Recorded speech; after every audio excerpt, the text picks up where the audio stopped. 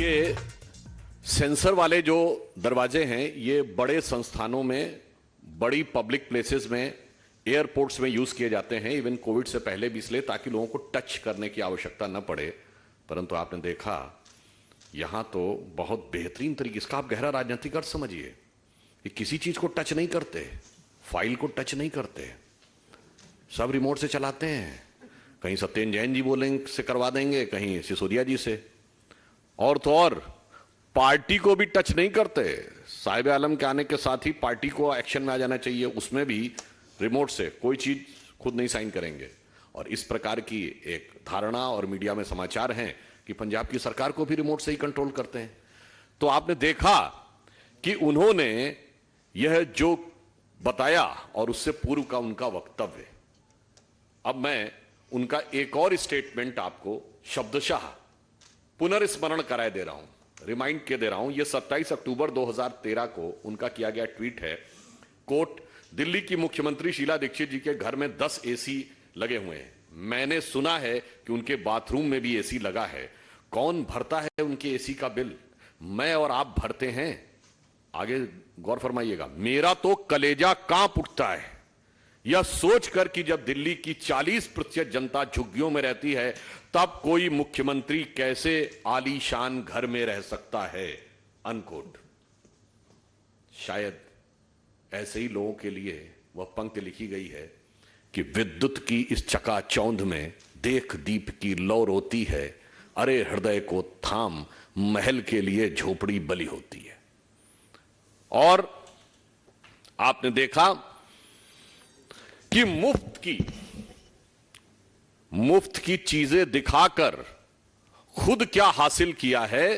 मैं सिर्फ एक वाक्य कहना चाहूंगा कि यहां पर विषय सिर्फ आरोप लगाने का नहीं है, विषय सिर्फ उनका असली चेहरा दिखाने का नहीं है, विषय सिर्फ कटाक्ष का नहीं है, विषय उस दर्द का भी है, उस धोखे का भी है जो दिल्ली की जनता ने अनुभव किया है।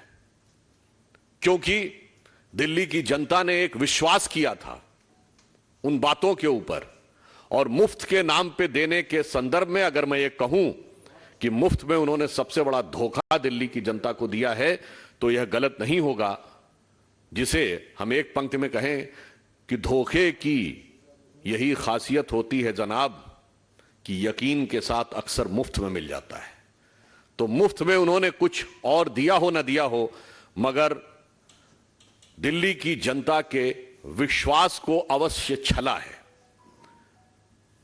तो हम सिर्फ यह कहना चाहते हैं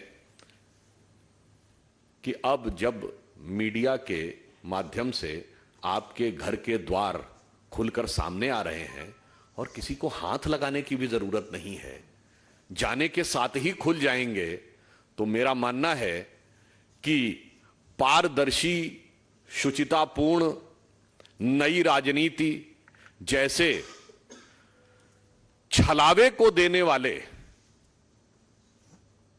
केजरीवाल जी कृपया मीडिया को और अन्य लोगों को जाने के लिए छोड़ दीजिए ना। और यदि आप नहीं छोड़ते हैं तो याद रखिए कि जिसे यह पंक्ति कहकर समाप्त करता हूं कि जो वक्तव्य हमने दिखाया और जो कृतित्व आपका दिखा है, कथनी और करनी में जितना बड़ा अंतर दिखा है, इसने सिर्फ आम आदमी पार्टी नहीं, भारत की राजनीति में क्राइसिस ऑफ क्रेडिबिलिटी क्रिएट करने में महत्वपूर्ण भूमिका निभाई है। इसी ढंग की बातों के कारण अक्सर संपूर्ण राजनैतिक वर्ग के बारे में जनता में अनास्था उत्पन्न होती है। जहां एक तरफ भारतीय जनता पार्टी प्रधानमंत्री जी के नेतृत्व में विश्वसनीयता की, प्रामाणिकता की प्रतीक है, वहीं अब आम आदमी पार्टी और तमाम अन्य विपक्षी दल विश्वसनीयता के संकट के प्रतीक है। इसलिए मैं सिर्फ यह कहता हूं कि याद रखिए कि चंद बातें करना और मुतमई होना नहीं अच्छा, जो बोलते हुए दिख रहे थे, चंद बातें करना और मुतमई होना नहीं अच्छा, सियासत आखिरी दम तक सभी को आजमाती है और बहुत गलती की गुंजाइश नहीं होती सियासत में, जरा किरदार हल्का हो कहानी डूब जाती है। मुझे लग रहा है कि आज वो निशब्द हो गए हैं। आज अगर वो आप उनसे कुछ पूछना चाहें तो उन्हें समझ में नहीं आ रहा होगा कि वो बोलें क्या, क्योंकि कई बार बहुत अधिक बोल देने से भी समस्या उत्पन्न हो जाती है। कुछ कुछ ये भी कह सकते हैं शायद वो अपने बोलने कोटा पहले ही पूरा कर चुके हैं, जरूरत से ज्यादा बोल चुके हैं। मैं स्वर्गीय अटल जी का एक वाक्य उद्धृत करना चाहूंगा। वो ये कहते थे, बोलने के लिए बुद्ध की आवश्यकता होती है और चुप रहने के लिए विवेक की। तो ये तथाकथित सबसे पढ़े लिखे आईआईटी ग्रेजुएट समय से पहले ही ज्यादा बोल चुके हैं, तो शायद अब आप लोगों के शब्दों पे बोलने के लिए वो शब्द विहीन हो गए।